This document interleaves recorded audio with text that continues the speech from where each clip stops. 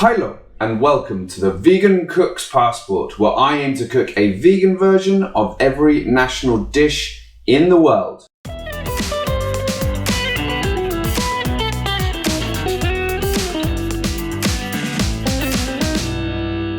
The country for this episode is Bangladesh. So let's have a look at where the People's Republic of Bangladesh is on this map. It's a country found in South Asia, just here, sandwiched in between India to the west and Myanmar to the east. It's not a huge country, but it has the 8th largest population in the world, so high population density.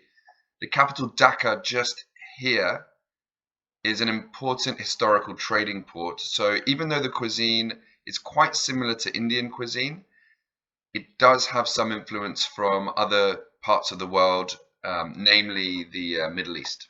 So curries are very, very popular in Bangladesh. In fact, a lot of the Western curry houses you find that label themselves as Indian are actually run by Bangladeshi families. I guess people just know of Indian food more than they do Bangladeshi food.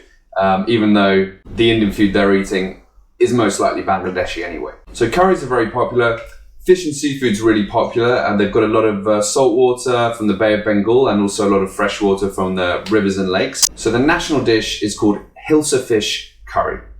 So Hilsa fish, also known as ilish, is a fish commonly found in Bangladesh. As far as I can figure out, it's a bit like a herring. Unfortunately, it's being massively overfished, so stock levels are depleting a lot. So good thing we're doing a vegan version. It might be a good idea for some more vegan versions to pop up while the fish stocks are low. I don't know, something to think about. So the fish, how are we going to replace the fish? I'm using something which I haven't used in any of my videos before, but which I'm really excited to use today, banana blossoms. So you might have heard of these before. It's a really popular substitute for fish. It doesn't taste anything like banana. You've got to get banana sort of out your head. These are the flowers on the banana trees. And if they get them young, the texture can be very like fish, especially if we use them in a curry like we're going to do today. I got mine from a local organic farm called Ceres. Oh, and the price tag's still on there. Paid $4.29 for it.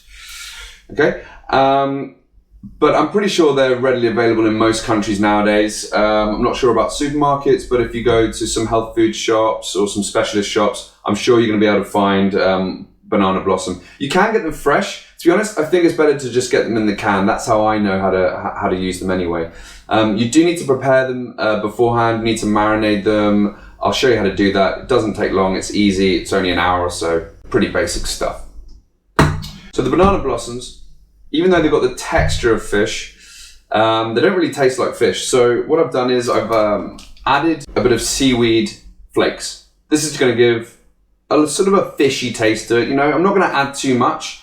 If you want a really fishy taste, add a bit more. If you don't like that sort of seaweed, sea taste, just don't add these. It's fine.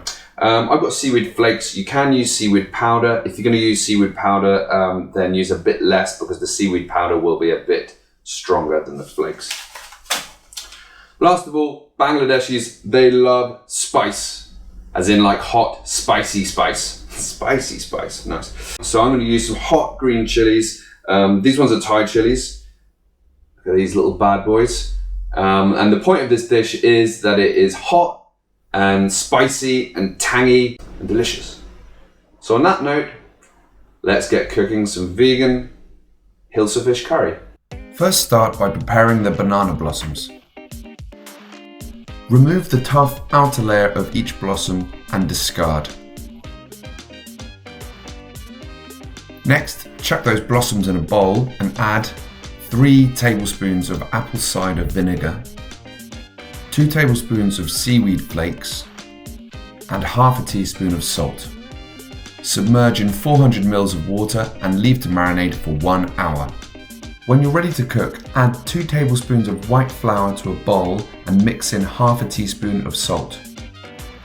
Take the banana blossoms out of the marinade, then coat each blossom thoroughly in the flour-salt mixture. Set aside for later.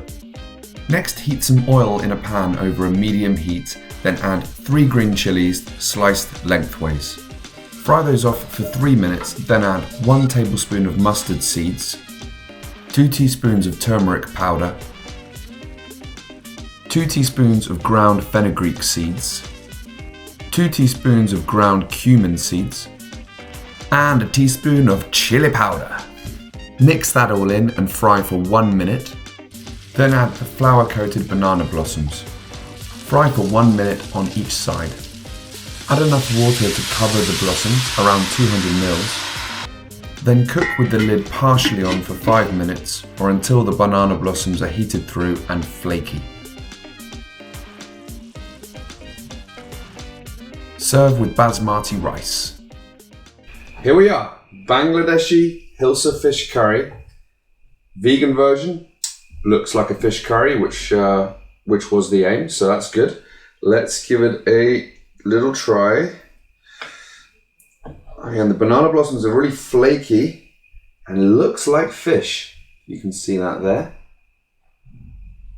Ah, yeah, okay. A bit of the rice in there, a bit of curry.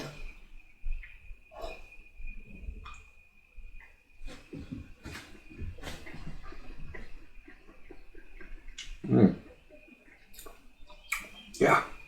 Oh yeah, that's good. Tangy, spicy. This is a very spicy dish. You can dial down on the spice if you want, but then that's not going to be very authentic because this is supposed to be quite spicy. Lovely sort of tanginess from, I think it's coming probably from the apple cider vinegar and the marinade. Yeah, and a lot of lovely spices as well. Lovely dish, especially if you like spicy food. Wine pairing, pretty difficult to pair a lot of wines with this because of the spiciness of the dish. I'm going to go with something from maybe Anjou-Saumur, which is in the Loire Valley in France, in the central part of that Loire Valley. Some of the Chenin Blancs there, the white wines that are made sort of medium sweet, so they've got a fair degree of sweetness in them.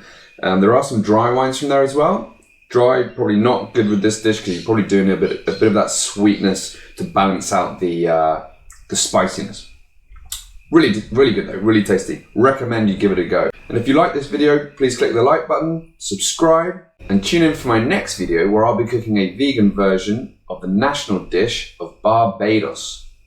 See you later.